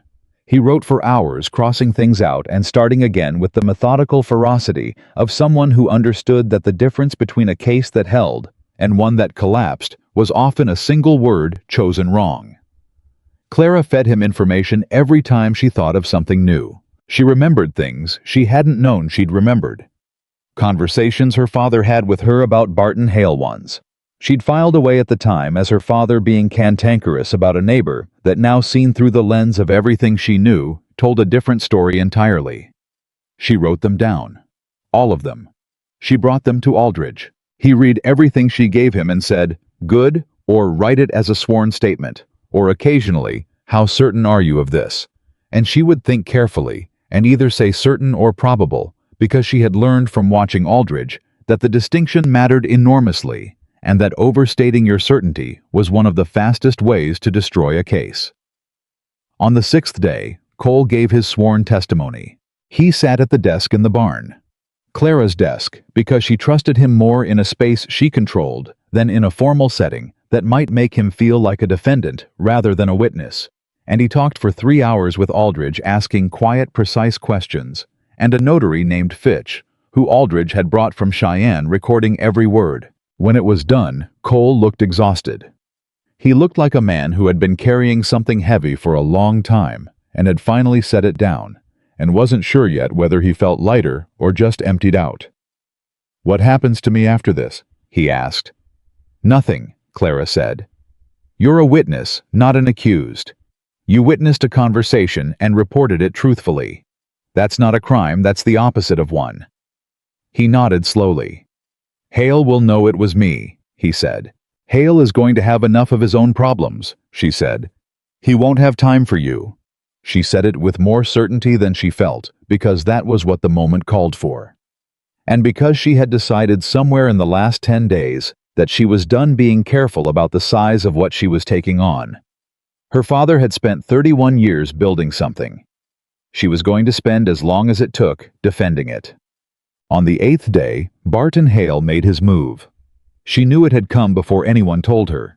She was at the East Paddock checking on Sunday, who was coming along beautifully, whose knee was responding to the adjusted management, who Clara had quietly decided she would name any healthy foal after her father when she felt the change in the yard. A particular quality of stillness that meant people had stopped doing normal things and were paying attention to something else. She came around the barn. 2 men on horseback at the gate. Not Hale himself. His lawyer, a man named Garfield, whom Clara had heard about but not seen, and a second man who had the look of a county official about him. The kind of look you get from spending years doing things on other people's behalf and not being asked your opinion about it. Wyatt was at the gate. Clara walked straight there. She heard Garfield say as she arrived, "Court order Mr. Callahan properly filed this morning, requiring the animal known as Rose to be placed in neutral custody, pending the resolution of the ownership dispute." "Let me see it," Clara said. Garfield looked at her with the particular expression of a man who had not expected to have to deal with her directly and found it inconvenient. "Miss Whitmore," he said. "The order," she said. "Let me see it." He handed it to her with the slow deliberateness of someone communicating through the speed of emotion that they held the power here. She read it quickly. It was real. Properly filed, as he'd said. A court order placing Rose in neutral custody, specifically the county holding facility, pending the resolution of Hale's challenge. Her chest seized once hard, and then she controlled it. "Mr. Callahan," Garfield said, "I'll need you to produce the animal." "You'll need to wait," Wyatt said. "The order." "The order," Wyatt said in the voice of a man who had been running a ranch for 15 years and had learned that calm was the most powerful thing in most conversations, "gives you the authority to take the animal. It does not require me to produce her in the next 5 minutes." He looked at Garfield steadily. "My attorney is in the house. I'd like him to review this before we proceed." Garfield looked uncertain. The county official looked at his hands. 20 minutes, Garfield said. Thank you, Wyatt said. He turned and walked toward the house. Clara fell into step beside him. Aldridge, she said low. Already, he said. Aldridge was in the office when they came in. He had the order in his hand somehow before Wyatt had fully closed the door and was reading it with the focused expression of a man looking for the specific crack in the wall. Garfield filed this at 8 this morning, he said, reading. Judge Brennan signed it. He looked up. Brennan is not one of Hale's people. This is a legitimate order. Can we stop it? Wyatt said. Not the order, Aldridge said. Not today, but... He held up one finger, still reading. The order specifies county holding facility. It does not specify immediate transfer. He looked at the clock on the desk. If I can reach Judge Brennan before end of business today, with our preliminary filing, which I can, because it's been ready for 2 days, I was waiting for the Dupree element. Do it, Clara said. He was already writing. If Brennan sees our case before he has time to be worked by Garfield's people, he may issue a counter order delaying transfer pending our filing. He wrote as he talked, not looking up. It's not guaranteed. Brennan is fair, but he's cautious. He won't like being caught in the middle of this. No one likes being caught in the middle of something Barton Hale started, Clara said. That's not a reason to let him win. Aldridge looked up at her briefly. Something in his expression shifted. No, he said. It's not. He went back to writing. Give me an hour. Clara went back to the gate. Garfield was still there, looking impatient. The county official was still looking at his hands. My attorney is preparing a response, she said. You'll have it within the hour. The order. The order will be responded to legally and properly, she said. You're welcome to wait. She turned her back on them and walked to the paddock where Rose was. Rose came to the fence when Clara approached. She pressed her nose against Clara's hand and breathed out slowly, warm against her palm. I'm not letting them take you, Clara said low, not turning around, speaking to the horse the way she always had, directly, honestly, without dressing it up. I'm not. I don't know exactly how, but I'm not. Rose's ear flicked toward her. You sound like your father, said a voice. She turned. Gil was leaning on the fence post 6 feet away, not looking at the gate, looking at Rose. He used to talk to the horses like they understood, Gil said. They do, Clara said. Yeah, Gil said. I know. I just thought it was him for a long time. Then I worked around enough horses to understand it was the horse. He was quiet for a moment. Garfield ever come out here before? Not that I know of. Hale's moving fast, Gil said. Faster than he usually does. That means something spooked him. Clara thought about it. He knows we're filing, she said. Aldridge said he'd know within a day. It's been 8 days. So he's not trying to win anymore, Gil said. He's trying to do enough damage that even if he loses the cost to you, makes it not worth it. She looked at him. That's a specific thing to say, she said. He shrugged. Seen it before. Porter. He paused. The rancher I told you about. 2 counties south. Hale didn't beat him outright.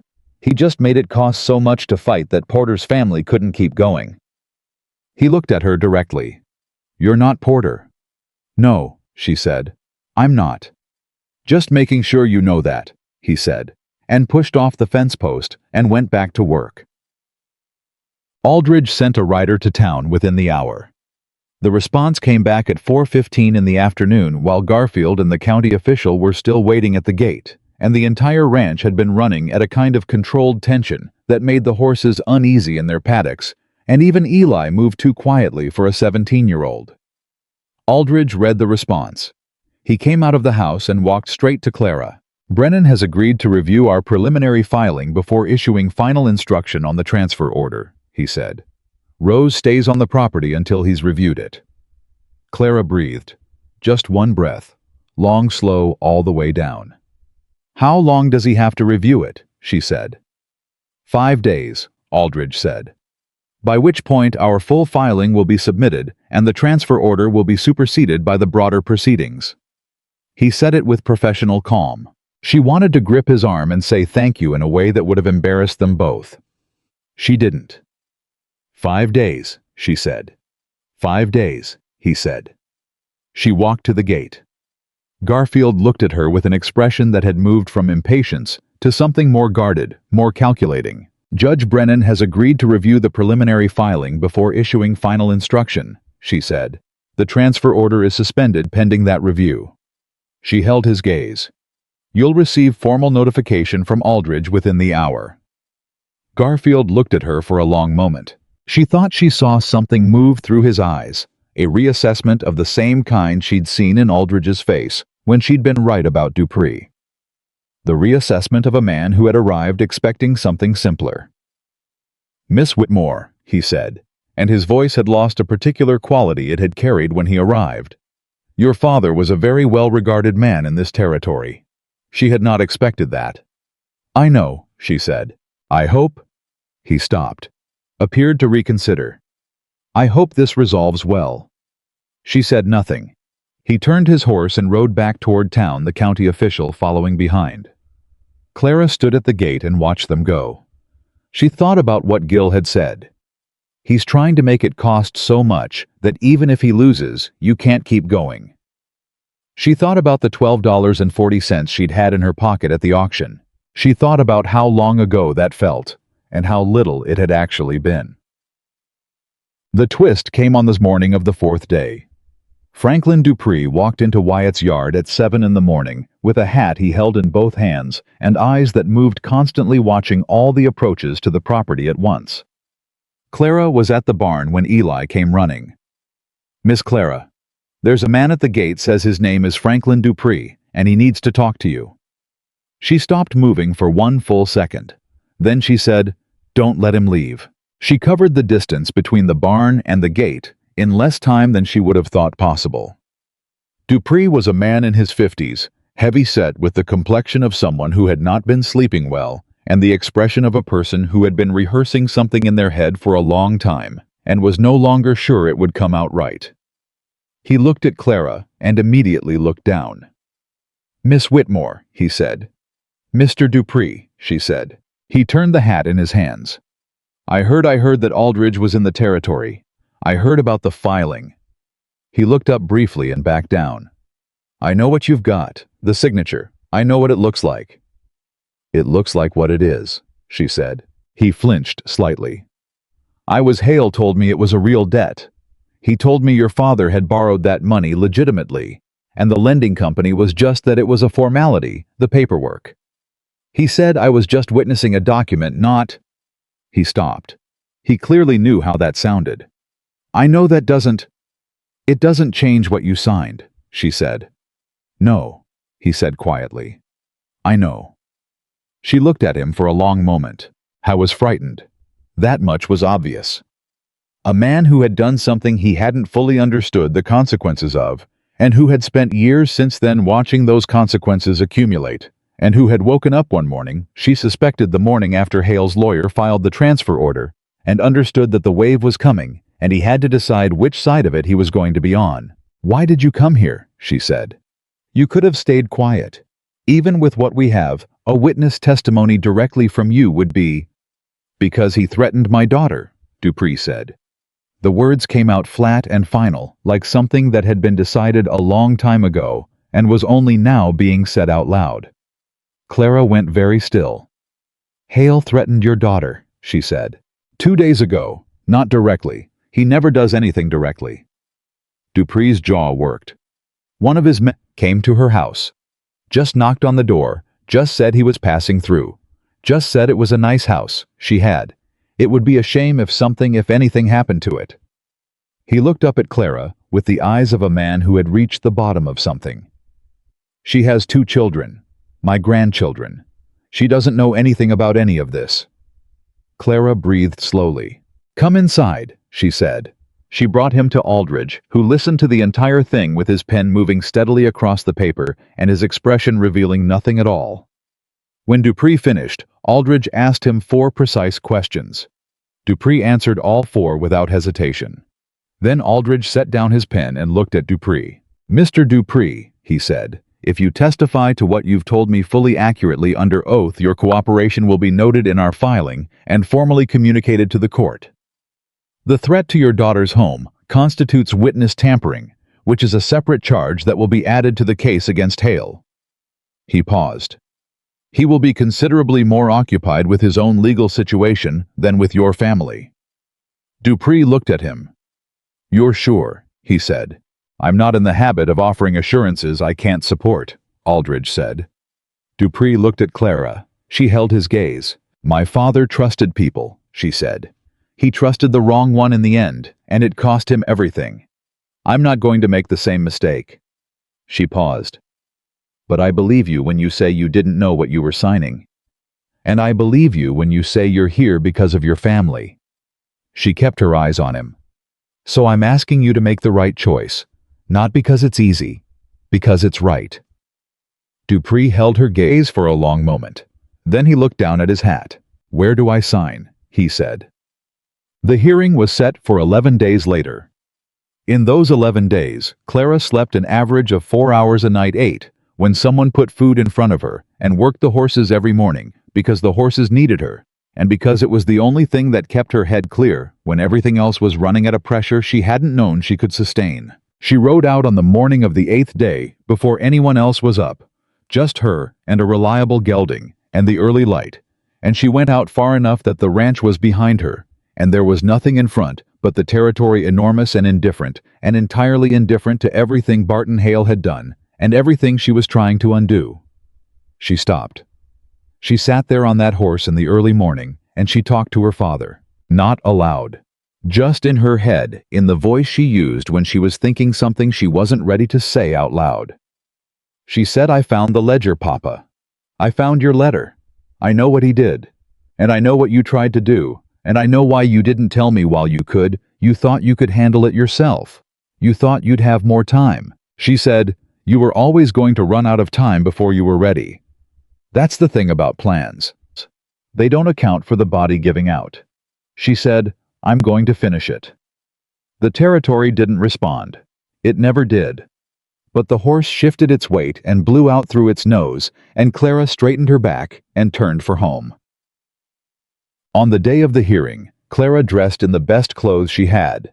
They were not fancy. She had not brought fancy clothes from the ranch. There had been no room for them in what she'd carried out. What she had was clean pressed and chosen with deliberate care, because she understood that walking into a courtroom was a form of communication, and she intended to communicate clearly. Wyatt was waiting in the yard when she came out. He looked at her, the way he had looked at her at the auction. Not the way men sometimes looked at women cataloging and deciding, but the way her father had looked at a horse he trusted, steady, certain. "Ready," he said. "Yes," she said. They rode to town together with Aldridge, Gill, and Eli, the latter two insisting on coming and nobody arguing about it. The courtroom was full. She had not expected that, though she should have. A case involving Barton Hale and land fraud and a dead man's debts and a Whitmore. The name still meant something in this territory she was discovering. Even among people who had never met her father, was exactly the kind of thing that filled a courtroom on a Tuesday morning. She walked in with her head up. She saw Barton Hale immediately. He was already seated at his table, his own attorney beside him, and he was talking quietly to someone on his right, and he looked. She searched for the word, careful. For the first time since she had known his face, Barton Hale looked careful. Not frightened, but careful the way a man looks when he knows the ground is less certain than it was. He looked up as she came in. Their eyes met. She looked at him with the same expression she had used at the fence with the county official, steady, open, completely aware of what she was looking at. He looked away first. She sat down at the table across the aisle.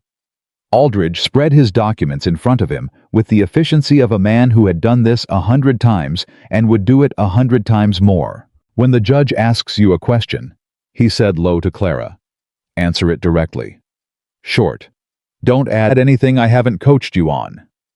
"I know," she said. "And Clara." He paused. "Don't look at Hale during testimony." "I wasn't planning to," she said. The bailiff called the room to order. Judge Brennan came in. How was a compact man of 60, with the kind of face that had made so many decisions?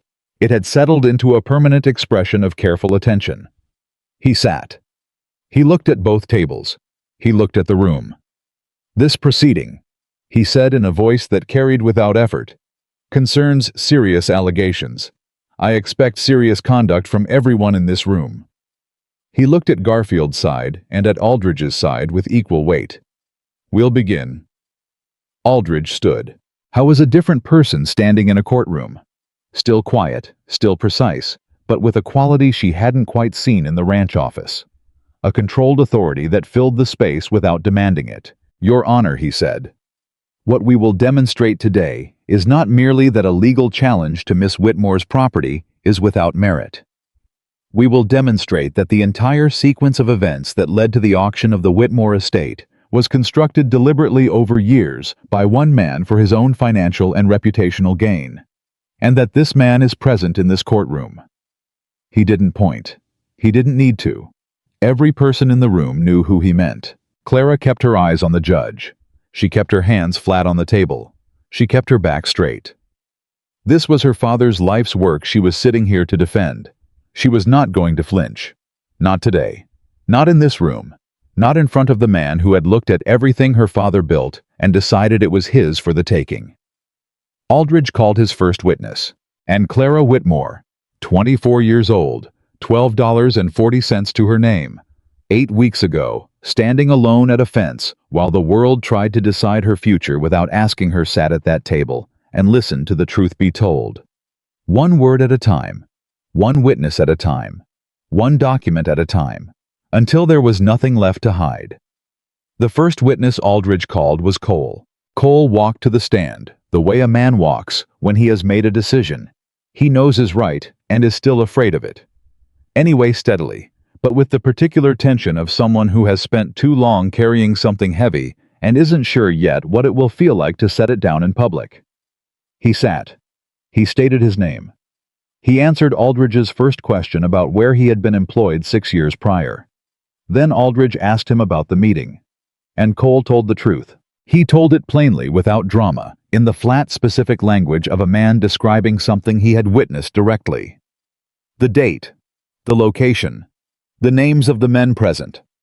The exact words Barton Hale had used when he instructed Franklin Dupree on how the documentation should be prepared and filed. The phrase following James Whitmore's anticipated death, which he repeated in the same flat voice, and which landed in the courtroom the way that phrase had landed in Clara the first time she'd read it, like something dropped from a height. She heard the room shift. Not loudly. A collective intake, a change in posture, the almost imperceptible sound of 30 people recalibrating what they thought they were watching. Garfield stood to cross-examine. He tried 3 angles. He questioned Cole's memory. He questioned his motivations. He suggested with careful indirection that Cole had come forward not out of conscience, but out of some personal grievance against Hale. Cole answered each question the same way, quietly, directly, without anger and without apology. "Do you have any documentation to support what you've described?" Garfield asked. "No," Cole said. "I have what I saw and what I heard. That's what I came here to say." Garfield sat down. Aldridge stood again. "Your Honor," he said, "at this time I'd like to introduce into the record the sworn deposition of Judge Harlan Harris, currently residing in Grand Island, Nebraska." The room went louder. Not chaotic. Judge Brennan's expression made clear he would not tolerate chaos, but loud in the way rooms go loud when something has happened that nobody was fully prepared for. Clara heard Hale's attorney say something fast and low to someone beside him. She heard Garfield's voice rise slightly in an objection that Brennan waved down before it was fully formed. "I will review the deposition," Brennan said. "Continue." Aldridge handed the document to the clerk. Clara kept her eyes on the judge.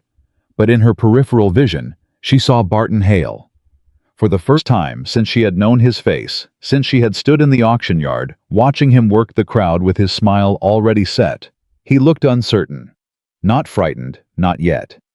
But the absolute certainty that had been his permanent expression had cracked just slightly at one corner, like a wall that has taken one hit too many and has not yet fallen, but has announced quietly that it will. She looked back at the judge. She breathed. Aldridge called Dupree next. Dupree walked to the stand with the posture of a man who had rehearsed this and was going to do it right, regardless of the cost. He sat down, and he looked directly at Brennan, and not at Hale's table, and Clara respected that more than she could have said. Aldridge took him through it methodically. The document, the signature, what Hale had told him, what he had understood versus what he had later realized. The moment he identified it as a specific morning, 2 years after James Whitmore's death, when he saw the Whitmore property listed in a bank sale notice, and understood for the first time the full shape of what he had been part of. "And you said nothing at that time," Aldridge said. "Not an accusation, a fact." "No," Dupree said. "I was afraid." "And what changed?" Dupree was quiet for a moment. "A man came to my daughter's house," he said, 2 days before I came to Miss Whitmore." His voice was level, but something underneath it was not. "And I realized that being afraid had not kept my family safe. It had just kept me quiet while someone used that quiet." He paused. "I didn't want to be quiet anymore." Garfield stood to cross. I went hard at Dupree. Harder than he'd gone at Cole, because Dupree's testimony was more dangerous, more specific, more directly connected to the fraudulent documentation. He suggested that Dupree was fabricating the story of the threat to his daughter's house. He suggested that Dupree had a prior grievance against Hale stemming from his dismissal from the bank. He suggested that Dupree's memory of what Hale told him about the document was conveniently constructed after the fact. Dupree answered every question. He answered with the specificity of a man whose memory of that day had stayed sharp precisely because he had spent years trying not to think about it. The date. The exact wording. The expression on Hale's face when Dupree asked a clarifying question, and Hale had said, "Don't ask questions, Franklin, just sign." That last line went through the courtroom like a current. Garfield sat down faster than he'd intended to. Aldridge introduced the fraudulent creditor document. He walked Brennan through the signature. He introduced Wyatt's 2 years of compiled records showing Hale's pattern of acquisition. The Porter land. 2 other properties, the timeline of debt documents that preceded each one. He introduced the letter from James Whitmore to the living Judge Harris and Harris's written response documenting the threats that had been made against him. And then he said, "Your Honor, I'd like to call Clara Whitmore to the stand." She had known it was coming. Aldridge had prepared her for 3 hours the previous evening. He had told her what he would ask. He had told her how to answer. He had told her to be specific, to be brief, to be honest, and to remember that her job was not to perform grief for the room, but to provide facts. She stood. She walked to the stand. She sat down, and she looked at Aldridge, and she was aware in a way that was almost physical of the 30 people in that room, and the one person at the opposite table who had spent years building toward the moment that would erase her father's name. She did not look at Hale. She looked at Aldridge. He asked her about her father, about the ranch, about the breeding program and the bloodline and what it had taken to build it. He asked her about the day the bankmen came. He asked her about the creditor documents and what she had known and not known and when. He asked her about the second ledger and the tin box and the letter her father had written to her. And then he said, "Miss Whitmore, in your father's final letter, he wrote specific instructions to you. Could you tell the court what those instructions were?" She had not expected to feel it this strongly. She had thought she had processed it. She had read the letter enough times that the words lived inside her independent of the paper. She had thought she could say them in a courtroom without the thing in her chest that had happened the first time she read them in the barn. By lamplight, crouched on the floor with the tin box in her hands. She had been wrong, but she breathed through it, one breath all the way down, and she looked at Aldridge, and she said in a clear and steady voice, "He wrote that Rose was mine, that everything he built was mine, that no paper anyone put in front of a bank could change what was real." She paused one beat, "and that I should not let anyone take that from me." The room was completely quiet. Brennan looked at her over his papers. She looked back at him directly. "Thank you, Miss Whitmore," Aldridge said. "No further questions. Garfield stood for cross. He looked at her for a moment, and she saw him calculating what approach, what angle, how hard to go at a 24-year-old woman in a courtroom where the entire room was currently very quiet and very still. He asked her 2 questions. Both of them were careful procedural designed to establish that she had no direct evidence of Hale's involvement beyond what others had testified to. She answered both honestly. She had no direct evidence. She had not been present at the meetings Cole described. She had not personally witnessed any conversation between Hale and Dupree. Garfield sat down. Aldridge did not re-examine. I didn't need to. Brennan called a recess at midday. Clara sat in the hallway outside the courtroom with Wyatt on one side of her and Gil on the other, and Eli standing across the hall, looking like he was trying to decide if it was appropriate to pace, and she drank a cup of water that Maria had somehow sent along with them and thought about nothing in particular and everything at once. Wyatt didn't say anything for a long time. That was one of the things she had come to rely on, the specific quality of his silences, the way they weren't voids to be filled, but spaces where something real was allowed to exist without being discussed to death. Aldridge thinks Brennan's going to rule today, she finally said. So do I, Wyatt said. What if he doesn't, she said. Then we come back tomorrow, he said. And the day after that. She looked at her hands. I've been thinking about the ranch, she said. My father's ranch. If Brennan rules in our favor, the fraudulent debt gets voided, which means the bank's seizure of the property was based on a fraudulent instrument, Wyatt said. Yes. The property should come back to the estate, she said. Which means it comes to me. She had not said this out loud before. She had thought it late at night in the cautious, provisional way you think about things you're afraid to want too much. But she hadn't said it. Yes, Wyatt said. She looked at him. Is that what Aldridge expects? It's what the law would dictate, he said. If Brennan rules as we expect. He paused. It'll take time, more filings, another process. But yes, the ranch should come back to you. She sat with that. The home her father had built with his own hands. Every beam, every nail, every floorboard. The barn where she had found the tin box. The paddocks where the Whitmore line had been built over 3 decades of careful, patient-loving work. She hadn't let herself want it back. She had thought wanting it back was too much, too far. A thing that would break her if she aimed for it and missed. Clara, Wyatt said. She looked at him. Your father built something real, he said. Real things don't disappear because someone files the wrong paper with a bank. They're still there. The knowledge is still there. The bloodline is still there. The reputation is still there. It's battered, but it's there. And after today, it's going to start recovering in ways you can't fully see yet. He held her gaze. The ranch being in your name again, that's not the end of something. That's just the place catching up to what was always true. She held his gaze for a long moment. She thought about all the ways she had misread this man in the beginning. She had thought he was doing her a favor in those first days. She had been braced against owing him something. She had been careful and a little guarded and had watched him the way you watch someone you respect but don't yet trust. She trusted him now. Thank you, she said. Not for any one thing. For, she stopped. I know, he said. And he did.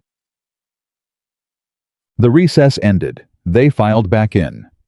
Brennan settled himself, organized his papers, and looked at both tables with the settled gravity of a man who had made his decision and was not going to lengthen the process unnecessarily. I've reviewed the deposition of Judge Harris, he said, and I've considered all testimony and documentation presented today.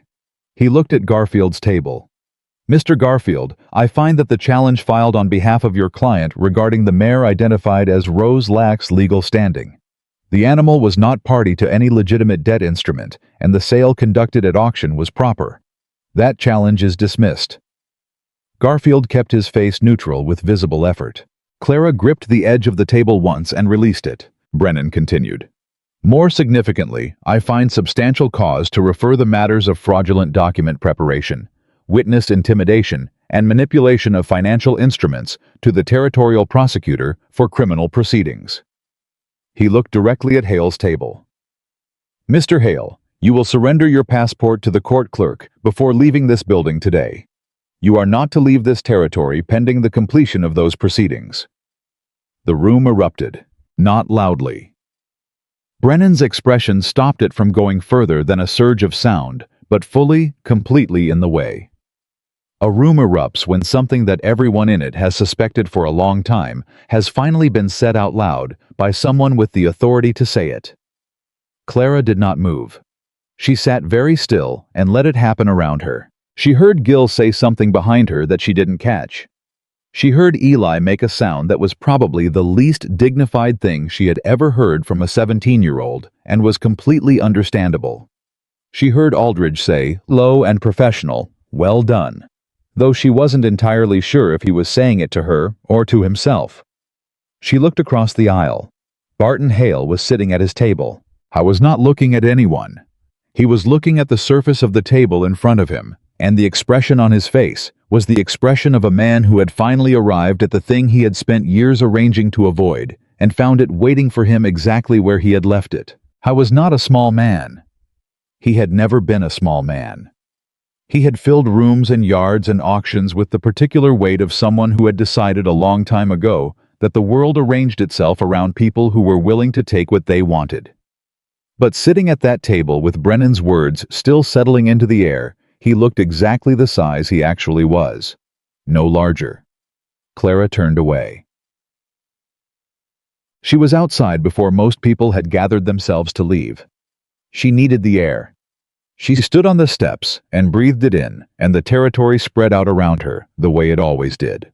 Enormous, steady, entirely unconcerned with the specific victories and defeats of human beings, which she had always found more comforting than not. Wyatt came out behind her.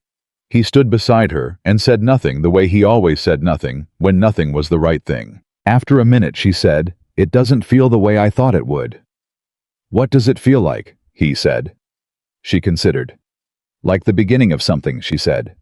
"Not the end." He nodded once like that was exactly what he'd expected her to say. "There's more to do," she said. "The criminal proceedings, the property recovery. Cole and Dupree both need. There are people who helped us that I need to make sure are protected." She paused. "And the ranch needs work.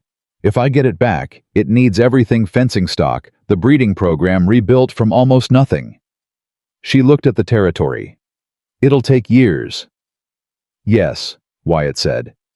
"I know how to do it," she said. "I know exactly how to do it. My father taught me everything." "I know," he said. She looked at him. "Your breeding program," she said. "I'm not leaving it in the middle of a season. Whatever happens with the property, I'm finishing the work I started."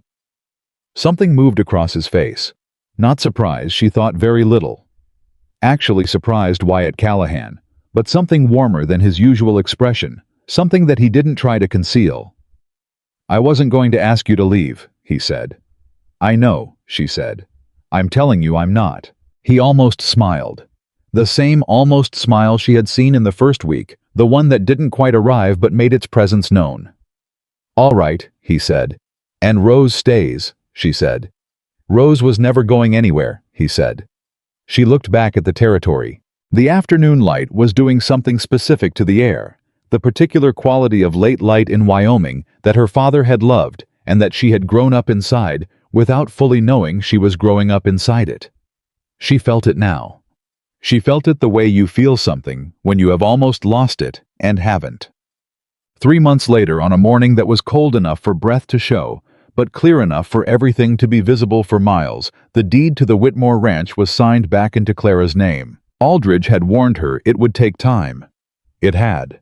It had involved 3 more hearings, 4 additional filings, and a conversation she'd had alone with the bank's territorial representative that had lasted 2 hours and had required her to maintain for the entirety of those 2 hours the same expression her father used when he was talking to someone he didn't fully trust but needed something from.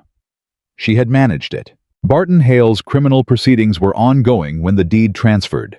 He had retained lawyers and was fighting each charge with the methodical persistence of a man who had a great deal to lose and was not prepared to lose it easily. Clara expected it would take years to fully resolve. She had decided she could live with that.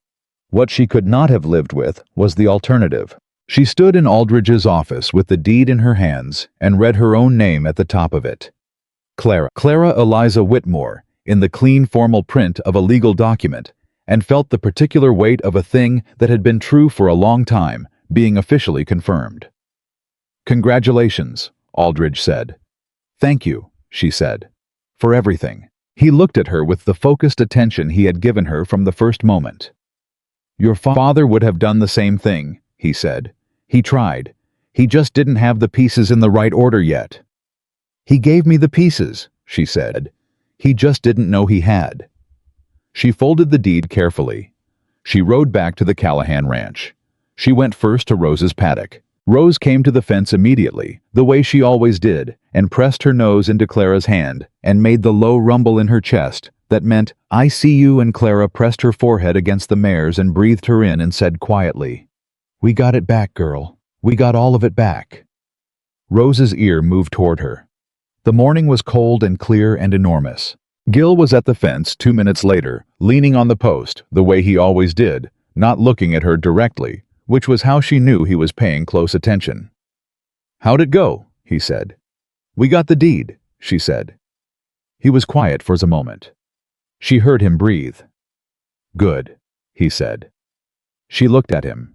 He was looking at Rose, his jaw working slightly, his eyes doing something that he was not going to acknowledge and that she was not going to point out. "Gil," she said. He said. "You're going to come work the property with me," she said. "When I reopen it, I'm going to need someone who knows horses."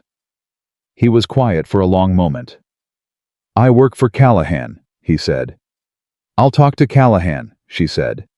"He won't like it," he said. "He'll understand it," she said. Another silence. "All right," Gil said. She went to find Wyatt. Howe was in the office where he usually was in the mornings before the day's work properly began. Howe was reading something, and he looked up when she came in, and she held up the deed without saying anything. He looked at it. He looked at her. "At the ranch," she said. "I'm going to reopen the breeding program. It'll take a year, maybe 2, before it's running at anything near what my father built. But I know what I'm doing, and I know what the bloodline can produce." She looked at him directly. "I'd like to propose a partnership arrangement, formal, documented, between the Whitmore operation and yours, shared resources during the rebuild, shared access to Rose for both programs, revenue sharing structured on a sliding scale as the Whitmore program recovers." She paused. "Equal terms, not charity.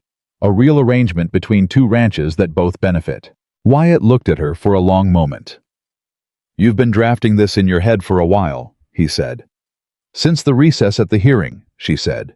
He set down what he'd been reading. "Send it to Aldridge," he said. "Have him put it in proper form. We'll sign it when it's ready." She nodded. She turned to go. "Clara," he said. She turned back. Howe was looking at her with the expression she had come to know, the one that wasn't quite the almost smile, the one that was something quieter and more certain than that. "Your father knew what he was building," he said. "He told you that, but I don't think he knew all of what he was building." She looked at him. "He built the horses," Wyatt said. "And he built you. And those 2 things together, that's what won this." She held his gaze.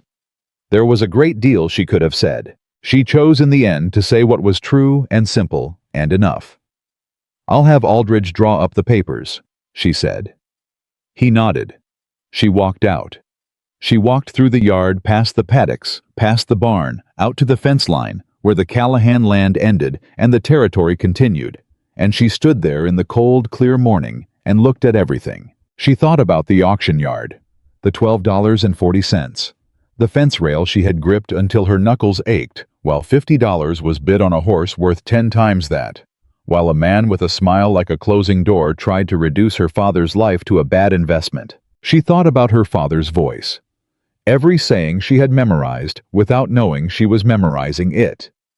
The things he had told her, and the things he had shown her, and the things he had put in a tin box behind a loose board, because he had hoped she would never need them and had prepared for the possibility that she would. She thought about Rose's white star. The sound she made that her father had said meant something beyond what words could reach. She thought about what it had cost, and what it had given back. And she thought about what her father had believed, what he had spent 31 years proving in horse after horse, season after season, in every careful choice he had made, and everything he had built, and every word he had left behind for her. That what is real cannot be taken. That what is built with honesty and patience and love does not disappear because someone files the wrong paper with a bank. That a person's true worth cannot be auctioned away. Not ever. Not under any sky. Not from anyone who refuses to let it go. Clara Whitmore turned her back on the fence line and walked toward the work that was waiting for her. She did not look back. She never needed to again.